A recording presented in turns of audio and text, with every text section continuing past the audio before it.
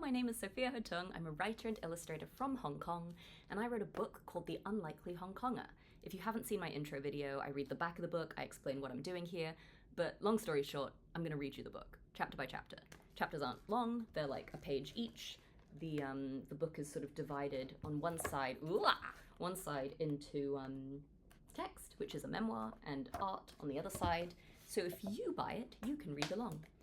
Now, the first part I'm going to read is not actually a chapter, it's the how to read this book section, because sometimes it helps to have a little instruction. So, it goes. How to read this book.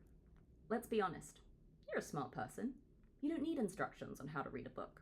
But humor me for just this page as I patronize you with a brief breakdown.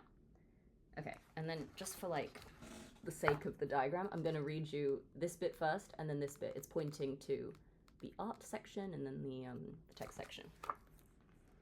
Oh wait, no, I'm going to read you the text section first. So it's pointing to the text. It says, I stumbled into an art career accidentally. I used to be a corporate boffin working in IT audit and crisis consulting. The pivot is kind of a funny story that involves child exploitation, as in a child doing the exploiting, slobbery assault, an army of bots, NFT ghosts, chronic bedwetting, illicit chicken nuggets, an elusive service lift, and a congratulations hamper at a funeral. That story is recounted across the even-numbered pages of this book.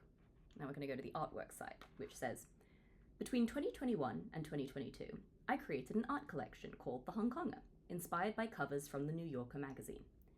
In 2022, I capped the collection at 100 pieces. In this book, you will find those 100 Hong Kongers, plus 12 never-before-seen works that I abandoned as drafts and completed for this book. Then in brackets, we've got, there may even be a 113th Hong Konger lurking around somewhere. Spoiler, there is.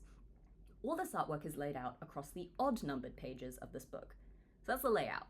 On the even pages, you get the story. On the odd pages, you get the art. Essentially, you get two books in one. A memoir on the even pages and an illustrated coffee table book on the odd pages. Bargain! Still, you may be wondering, how should one tackle this tome?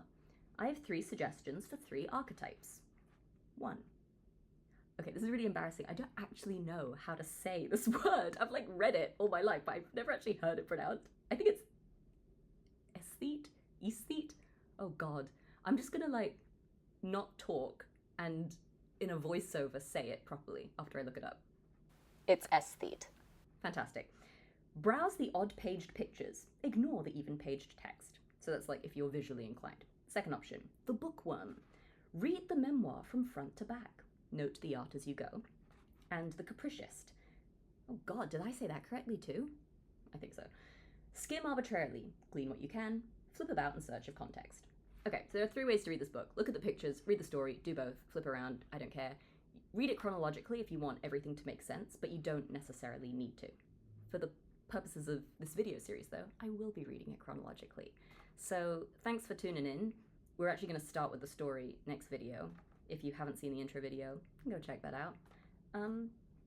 See you next time. I don't know why I saluted. What was that? Jesus Christ.